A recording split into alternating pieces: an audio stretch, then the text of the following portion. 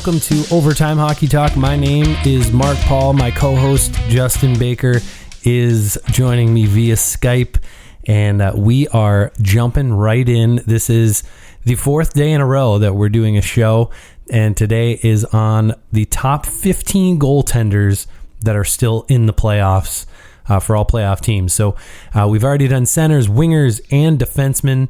So let's finish it off, cap it off with goaltenders. We decided to go top 15.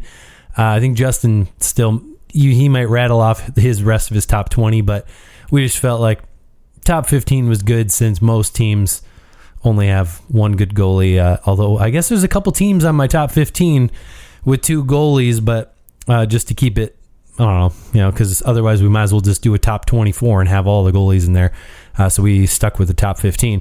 With that said, Justin, you want to just give us your 20 through 16?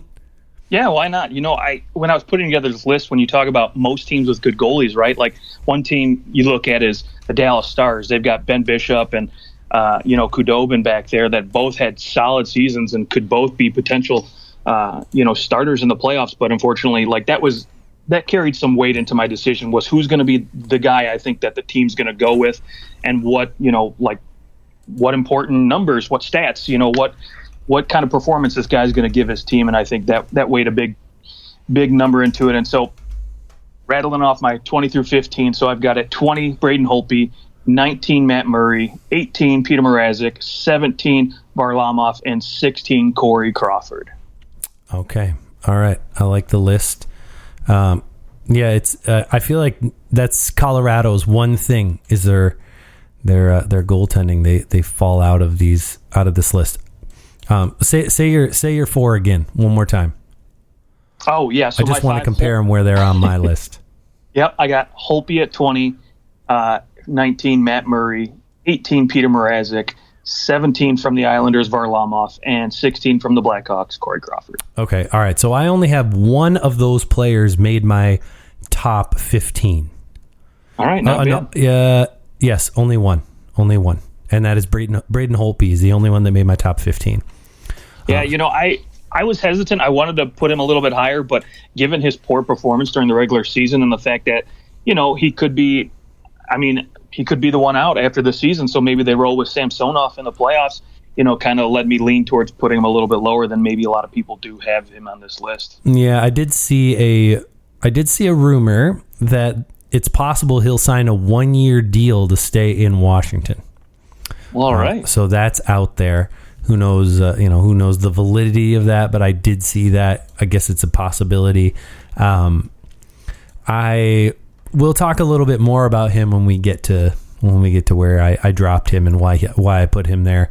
So with that said, I'll just give you my 15 through 13, and then we can kind of dive into where you put guys, and we'll go from there.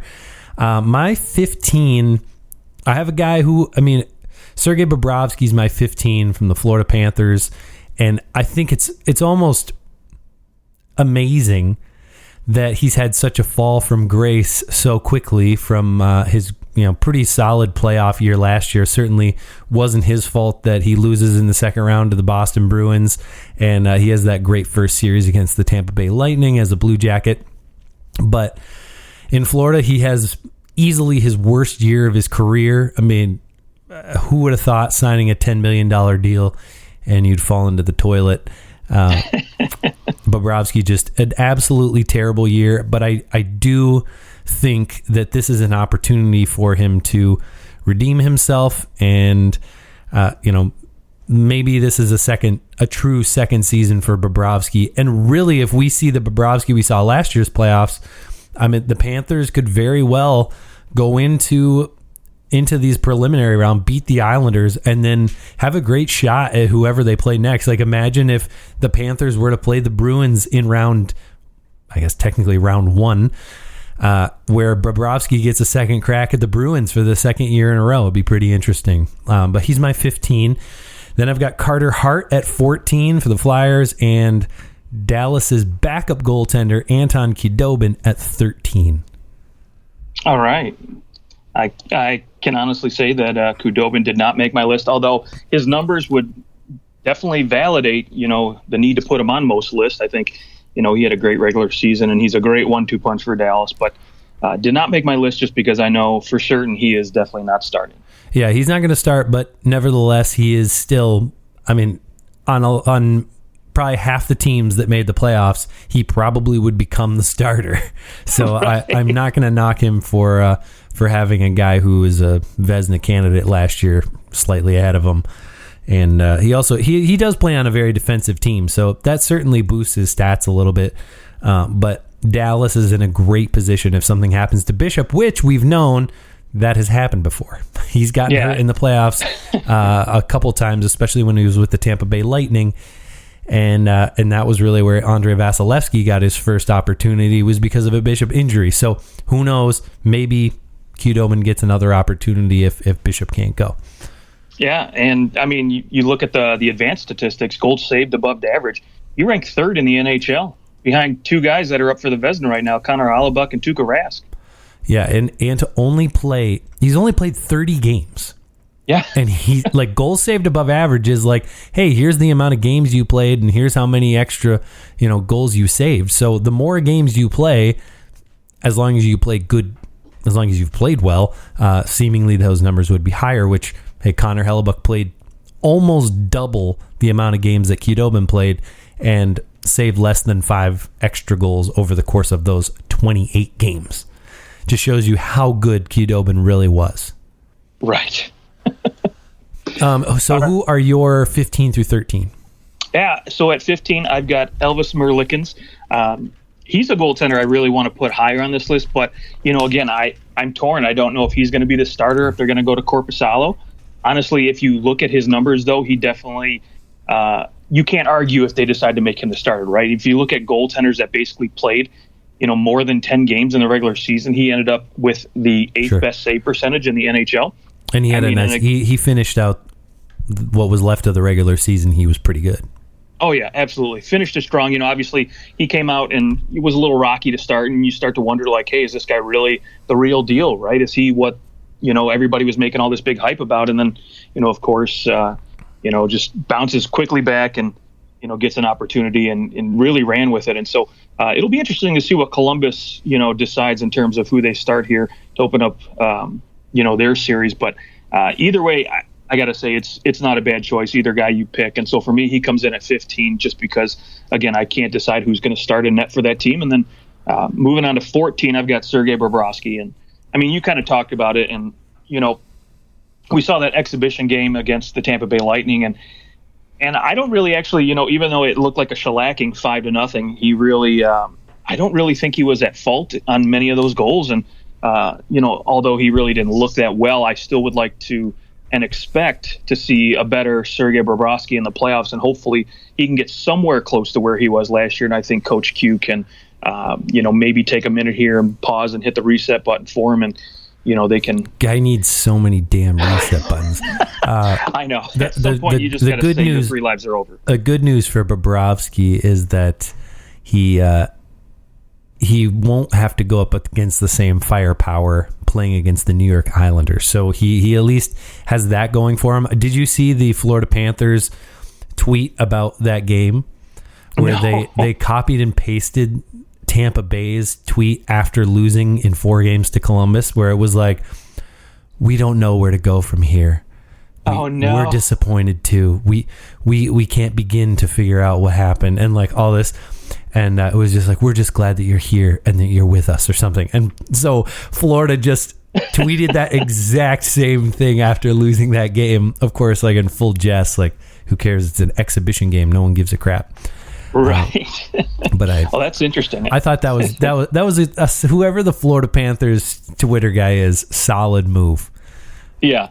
Yeah. Can't argue with that one. I love it. And then, of course, for me at number 13, I've got Jacob Markstrom for the Vancouver Canucks. I think, this guy here, he obviously has an opportunity now. He looks like he solidified his position over the last couple of years as Vancouver's go-to guy. And, 918 save percentage through 43 games, obviously got a little hurt there towards the end. And so luckily we had this pause, so he gets an opportunity to heal up, come in fresh. And I really think he's poised to do some damage with a young, fast, capable team in front of them that really has some firepower. And so hopefully we'll see a much better and non-injured Jacob Markstrom.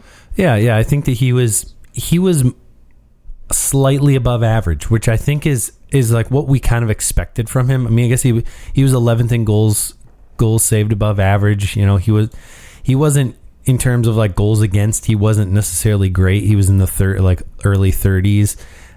Save percentage wise, he's 20th or tied for 19th, but he was good enough. I feel like he was solid. There wasn't any reason to go, oh crap, we have Jacob Markstrom back there. He was an average goaltender, and that frankly you're in pretty good shape if you're an average goaltender in the NHL. You have every opportunity to win every game if you're average, slightly above average on any given night. Yeah, and you know what? It's funny because most people look at him and say average, right? But you look at a guy, obviously a lot younger at 21 years old, but a Carter Hart who played the same amount of games, only managed one more win, and had a worse save percentage at .914 compared to Markstrom's .918, and yet everybody's praising Carter Hart as like the savior and goal for the Philadelphia Flyers. But Markstrom doesn't get that same respect, and maybe it is because I think he maybe had high expectations and really didn't deliver early on in his career, and has sort of taken a little bit longer to come to form. But I think he's here, he's ready to play, and I think he'll be a solid goaltender for the Vancouver. Yeah, you're right. They both have very similar seasons. Like when you look at their win-loss record, you look at their quality starts and everything. They both had 25 quality starts. They both played very well. And they're just at different points in their career, right? A 21-year-old and a 30-year-old. By the time you're 30, we now know what to expect. Like, this is probably as good as it gets for Jacob Markstrom, in my mind. Like, this is the goalie that I think Florida expected when they drafted him, and Vancouver expected when they traded for him. And whereas Carter Hart, you're looking at him right now going, he's only 21 years old, and he's putting up pretty darn good numbers. What's going to happen when he's 24, 25, and he's in the prime of his career? You're hoping for Carey Price kind of numbers at that point. So I think that would be the difference. Speaking of Jacob Markstrom, he is my number 12. So I think we've covered him at length enough. I have him just a little bit higher. Probably I have Anton Khudobin on my list, so he jumps Anton Khudobin because he's going to start for his team, and then of course he's ahead of Carter Hart. He had a little bit better of a season, and Bobrovsky, because Bobrovsky's only on the list because I feel bad not having him on there. And same kind of goes for my number 11 pick. That's Braden Holtby. Didn't have a great regular season, but that has happened before, where there was controversy about him and net, and we weren't sure who was going to start. And that year he didn't start, but then after game 2, he hopped in, and Washington just went on to win the Stanley Cup. So the difference between Holtby and Bobrovsky, Holtby has done it multiple times. He's won numerous series, and he's won a Stanley Cup. Bobrovsky has won one series. Did he win any when he was in Philadelphia? Not as the starter, I don't think, right? I don't believe so either. No, I think he was there when like Michael Leighton was there, and I think he was there when they went to the finals. He just wasn't starting, but anyways, we can look that up. But that's why Holtby's ahead of him there, because I just feel like Holtby's done it before, and I'm willing to put him a little higher on this list, knowing he's got the experience, and I expect that for these 30-ish games, 20, 30 games. Potentially for Washington, that he's pretty good. And then coming in, my first in the top 10 is Marc-Andre Fleury for the Vegas Golden Knights. Okay. Who I don't know. I think he's going to start. That would be my guess, but we'll see. Yeah, it's funny. The Las Vegas Tribune, I'm not sure what their paper is called out there, but they actually wrote 2 separate articles, one on why Marc-Andre should start and one on why Robin Lehner should start. Oh, that's interesting. Both, very good reads, and I'm surprised it wasn't one article, but it was interesting to hear an argument for both guys, and so I definitely have my opinions, and we'll get into that a little bit later. Yeah, so, they'll be playing in about 5 hours from now, so we'll find. And I'm pretty sure Marc-Andre Fleury is going to start that game, but yeah, beautiful. Okay, yeah, let's go year 12 through 10. Yeah, 12 for me is Marc-Andre Fleury. Again, could be, higher, but again, I don't know if he's going to be the guy in that, yet for this team. And not only that, too, but you look at his numbers this season, and obviously he's had a down year. Ever since coming to Vegas, he started out with a .927 save percentage, and it's been going downhill, every year ever since. And is that due to age? Is that due to the team in front of him? And I'm not really sure. I personally think this team this year is much better, suited and better coached than they were maybe last year. So, be definitely Good interesting. Lord, it's pretty quick how we go from frickin' Gerard Gallant being the greatest coach in the NHL to last year he wasn't that good. I mean, he was fine. He was average, He was I fine. have no problem. He was fine. He's a very, very good coach, I'll say. I'll say he's much is. more than fine. He's in the top 10 of coaches. Yeah, I won't argue with that. Absolutely not. And I'll be interested to see where he lands. Babcock ended up in Vermont, eh? Vermont. Do you see that? He's took No. a volunteer coaching, consulting job with the University of Vermont. So he's really trying hard to get out of Dodge. He doesn't want to be anywhere that people can recognize him, apparently. Well, he definitely doesn't need the paycheck. That is for sure. That is true. Yeah, so for me, I just, again, we mentioned it, just, is he going to start? Is he not? So he's at number 12 for me. But again, this guy's got the experience, the pedigree. He's been there to the Stanley Cup so many times, both as the guy and, as the backup, as we've seen a couple times with Matt Can Murray. I just throw this out? Did you know? Please. So the last 2 years, 18-19 and 17-18, Fleury was fourth in Vezina Trophy voting last year and fifth the year before that. And he has, it's only 2011-12 and 2010-11, he was 7 and 8 overall for the Vezina. So he's never been in the top three, only twice in the top five, and it's been with Vegas both times. He had a season in 14-15, he was 34, 20 and 9, a 9.2 save percentage, 2.32 goals against, and 10 shutouts. And yet, no, he wasn't even in the top 15 for Vezina voting. Wow. But he was 18th in Hart Trophy voting. Yeah, I think, it's People kind of like a hate that double-edged guy. sword. I don't know if it's people hate him, but I think it's like when you play in front of Crosby and Malkin, it's like they expect you to get the W's. They expect you to have shutouts, right? So maybe you don't get as much love as you necessarily should. Justin, Andrew Hammond had a vote, and he didn't. Cam Talbot that year had a vote, and he didn't. I can't right now. We're moving on. That's embarrassing. It was the year that Andrew Hammond was 21 and 2. With Ottawa, 9.41 save percentage. Yeah. That was unreal. Okay. Well, moving on, number 11 for me, I've got Carter Hart. I think this guy's poised to, have a great playoff run, hopefully, for the Philadelphia Flyers. I would love to see them go deep, and they're a team that basically a lot of people are expecting to kind of be that, I don't want to say underdog, but a team maybe that nobody really is expecting to go deep, and they could make some noise in the playoffs. And I think he'll be a big reason why. I think, he's only getting better, as he's getting older here, 2 years already in the National Hockey League, and both years some good numbers here. So excited to see what he can do in the playoffs finally. And they're definitely the team in the East that, we're not used to seeing being a top seed, right? Like we're used to them. Okay, they're a wild card, and they come in and they lose in 5 or 6 games to whether it be Washington or Pittsburgh or whomever up at the top, and they're disposed of pretty quickly. But it'll be interesting to see what they can do, because they're really at the point where a lot of their young guys who have been touted for a really long time are finally kind of starting to mature and are in this position where they actually have a pretty good mix of veterans and younger players. They by far aren't the youngest team anymore. So it's kind of about time for this team. Right. Yeah. Other than Carter Hart being very young.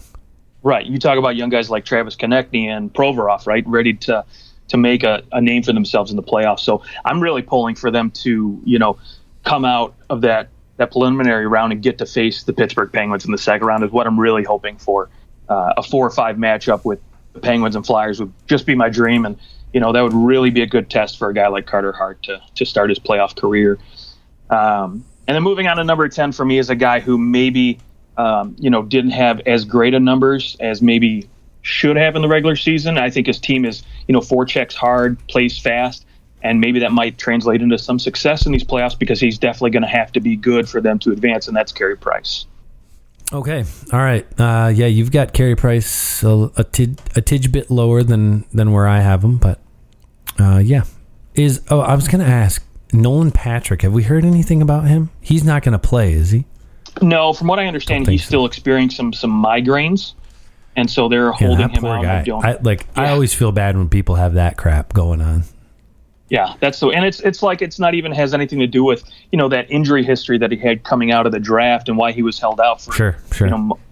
It's just it sucks for them, and they're they could really use him to be that third line center. Luckily, they've got Kevin Hayes who looks like a quality piece, but it would just be he better be a freaking quality piece. 7.142857 I think is what. Yeah, that's another conversation for another time.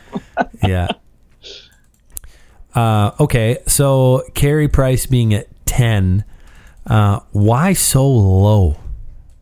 Well, to be quite honest, I mean, yes, if I had maybe to rely on one goalie for one game, he would be a guy that I might look to. But, over the course of the season and the team in front of him, what maybe, in terms of when you look at that defense outside of, a guy like, Jeff Petrie and Shea Weber, there's not much to really rely on, not much to get excited about. And same goes with the offense. They've got a couple good pieces up front. But they're going to get trucked. There's no doubt about that. He has to be the guy. And again, I've kind of looked at his numbers a little bit more over the last couple of years, and they're just not that Carey Price-esque numbers that I've come to expect, I guess. And that contract doesn't help it either, and kind of magnifies it even more. But it's just been a little disappointing for me, and so I just can't justify putting him higher, I guess. Yeah, this is when I look at Carey Price, I see a guy who, if you took him and you put him on any of these, like, let's say top 6 teams in the conference on either side, he's probably up for a Vezina. But Montreal is not good. Like, Montreal is, I'd say, like, I look at Montreal and then I look at, let's compare them to, say, Detroit. Like, what do they have that Detroit doesn't have? They have Shea Weber. And Carey Price. Yeah, they have Carey Price. I mean, there's comparable pieces all along the way. I mean, yeah, sure. Montreal has Max Domi. Well, the Red Wings have Dylan Larkin, who's proven to be a solid number one, at least a number 2 center, and that's about what Max Domi is, one of those in-betweener kind of guys. And I mean, I looked at their lineup top to bottom. They're not that different, yet Montreal is way up here in the playoffs. I mean, granted, they're the 12 seed, but they're in the playoffs, and Detroit finishes last. And why? You're right. It's Carey Price. And so when I look at his numbers, yeah, all right, he's a goal and a little bit under the average of goals saved, but I consider the team in front of him, and I go, I mean, the only reason this team is here is because of him.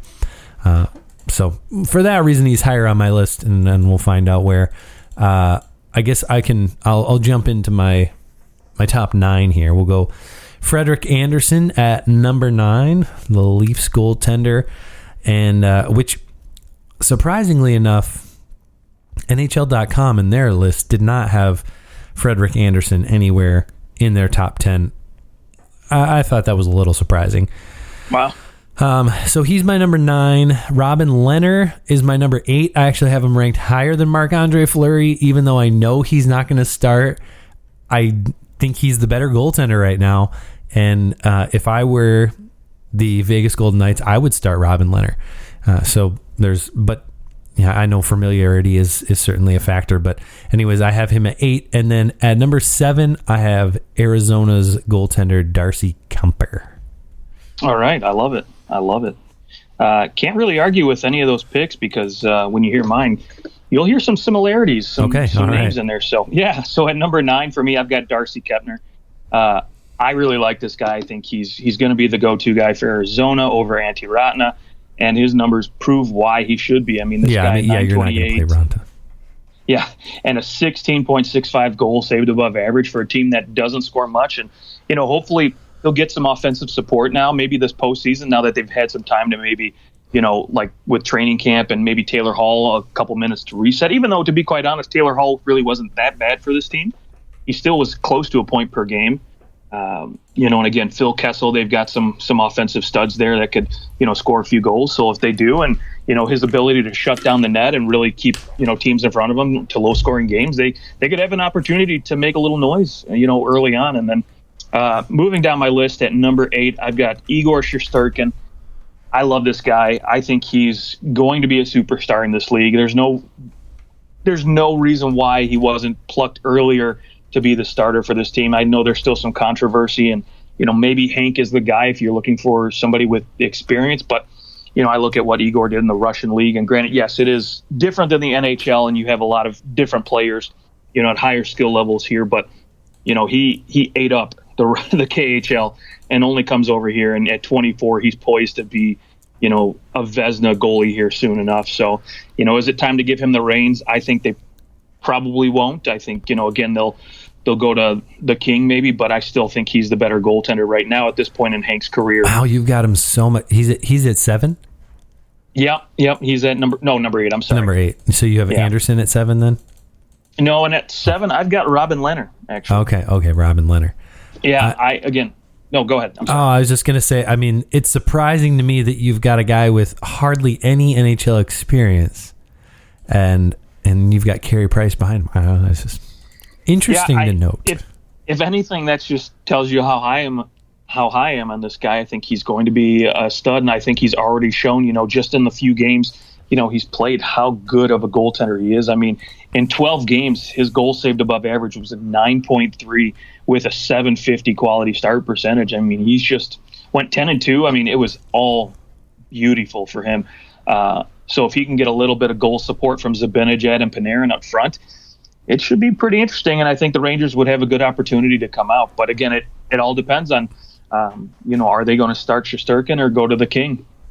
Yeah, that will be. I mean, oh man, can you not start Henrik Lundqvist? I think you have to, but this is probably, out of all the who's going to start goaltender tandems, I think this is probably the shortest leash. He really wasn't. He really wasn't that great. Like, I mean, none of the Rangers goalies made my list just because of the lack of experience. I mean, truly, I know he did play well in the Russian league. He did have a good 12 games in the NHL, but it's 12 games. We have seen guys have good starts to their career. They start to get figured out, especially in a playoff where, hey, those 12 games, if they think there's any chance of him starting, they're definitely honing in on some of his weaknesses. They're watching film. That can sometimes change the effectiveness of a goalie. A new goalie, nobody knows much about him, and that's definitely to his advantage early on. So I don't have him on my list, but Rangers, I think the ballsy move would be to go with him. Like, do you want to win, or are you just happy that you made the playoffs and you're willing to sacrifice all that on the altar that is Lundqvist? Because he hasn't been good in a couple of years. No, but yeah, I have no idea what they're going to do, to be quite honest. It's going to be interesting. I would probably, if it was me, I would say just be ballsy about it and go with Shesterkin. Lundqvist knows, he's on his way out. He knows there's 2 other good quality goaltenders. I mean, we forget about Georgiev, and he's still, granted, he's nowhere near, I think, the quality goaltender that Henrik was at his prime or that Shesterkin can be, but I still think he is a good quality goaltender. Sure. So, again, he probably is well aware of the situation, and so I don't think it would be, any hard feelings if they went with Shesterkin. Which in the exhibition game, they split time. They both played about 20 something minutes apiece, 29 and they minutes both each. Look good. Both of them let in a goal.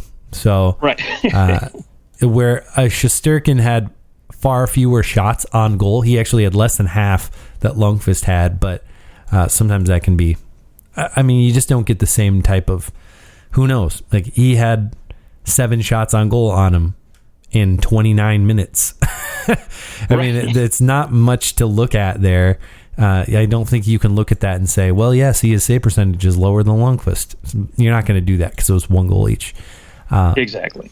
Yeah, and so I don't think we know who will start. No, and number 7, speaking of don't know who's going to start, I got Robin Lehner. This guy for me is the obvious choice. If I'm, Vegas, this is who I'm picking to start.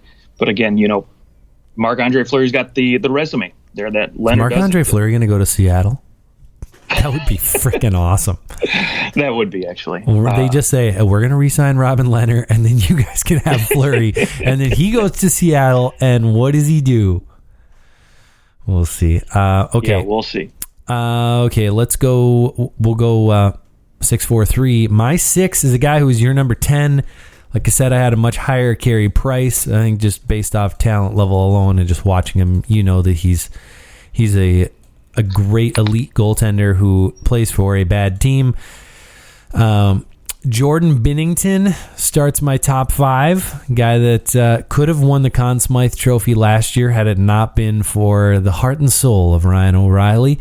I think, he was able to come into this year's regular season, and he looked pretty good. Like he didn't look like he lost a step from last year. Yeah, he didn't have heroic numbers like he did the previous year, but still a .912 save percentage, .256 goals against, and he was 30-13-7. So he played very well when he was in net for the Blues. And I don't think there's any Jake Allen controversy. I think Jake Allen had some real nice games down the stretch. He was like 927 save percentage, 215 goals against. But I don't think there's any chance that the Blues go away from Jordan Binnington. And then my number 4 is Ben Bishop for the Dallas Stars. Okay, yeah, not too different of a list, to be quite honest, because at number 6, I've got your boy from Toronto, Freddie Anderson. I appreciate you putting him so freaking high. It's great. No. I hope he plays like that.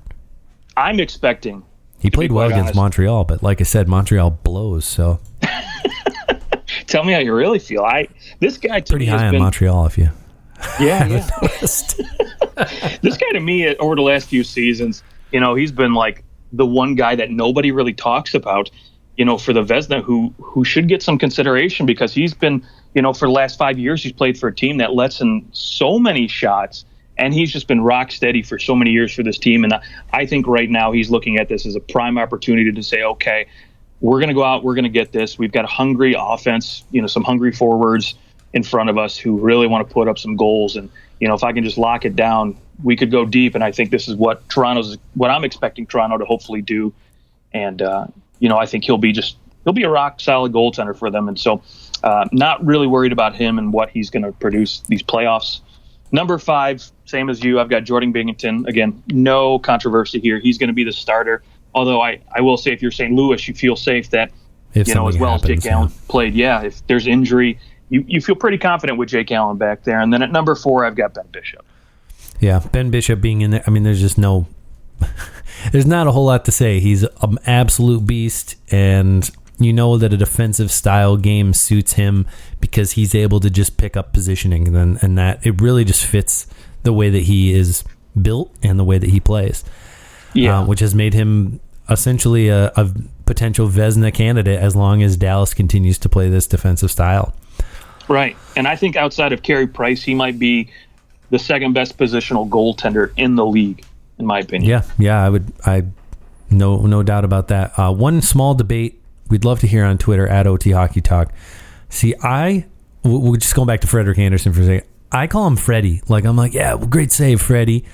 And my dad and my brother, Luke, he's been on the show before, they both call him Andy. I'm like, guys, I don't know why. Is that weird to anyone else? Calling Frederik Andersen Andy? Yeah, Andy made the save. It's Freddie, not Andy. It's Freddie. I guess, if you heard maybe some audio of the players or the coaches calling him Andy, then maybe that might click. Huh? But no one's ever called him that before except for I would just call him Freddie just based on his name alone. Exactly. So. Okay, thank you for clearing that up. Let me know if you call him Andy, and if you do, just go ahead and give us a good unfollow. Just kidding. You can. A good unfollow. All right, let's knock out our top 3. We've got the same guys. Let's find out the order. I've got Tuukka Rask coming in at 3, the ultimate first 3-round goaltender. And then Andrei Vasilevsky sliding in at number 2. And at number 1, based off the incredible season he had and based off the fact that he is this team's best player, hands down, and that is not the case for very many other goaltenders, Connor Hellebuyck is my number 1 goaltender in the playoffs. Wow. I am impressed, sir. I was not so generous for Hellebuyck. I put him at number 3. And he's supposed to be your boy. He is my boy, but I will say, at number 2, I've got Tuukka Rask. And number 1. We're all harder on the people we love. That's very true. And number 1, I've got a guy who, if I got to give him a nickname, it's Vassy, right? I'll call him Vassy, but argue with me on Twitter if you think that's weird too. But I mean, look, Tuukka Rask has got the pedigree. He's been there before. Granted, his 1 cup, he was a backup, but he's taken his team to the finals. Granted, he blows game 7s. We all know that. It's just not in his resume. But I think given the success he's had in the playoff over a guy like Connor Hellebuyck, who hasn't had much playoff success. Now, is that his fault? No, I don't blame him one bit. But he did have a fantastic regular season. He will probably. I think there's a strong chance he wins the Vezina, even though Connor Hellebuyck should win it. There's a strong chance that he'll win it because people will look and go, he only had 8 losses. Right. Because your team was freaking unstoppable, especially in the beginning of the season, whereas Connor Hellebuyck had nobody in front of him. He had to carry that team, yeah. And I don't disagree with you. He is the best player on his team. And, unfortunately, that just wasn't enough to propel him over the 2 guys in front of him. Vasilevsky, I mean, when you look at him, he's been solid since day 1. This guy's going to go in there and be solid again for the Lightning, who I believe, probably have the most potent, offensive team, maybe, next to Toronto, who I think could be the 2 highest scoring teams in the NHL these playoffs. So, I just can't argue with any one of these 3 being in any, 1, 2, or 3, whatever position you want to put them in. There's no argument against it in my mind. Sure. Yeah. I'll say this. You've got Connor Hellebuyck. We just agreed he's the best player on his team. To me, the only other team in the playoffs with a goaltender who's the best player on their team is Montreal. Yeah. I don't think there's any other ones. So.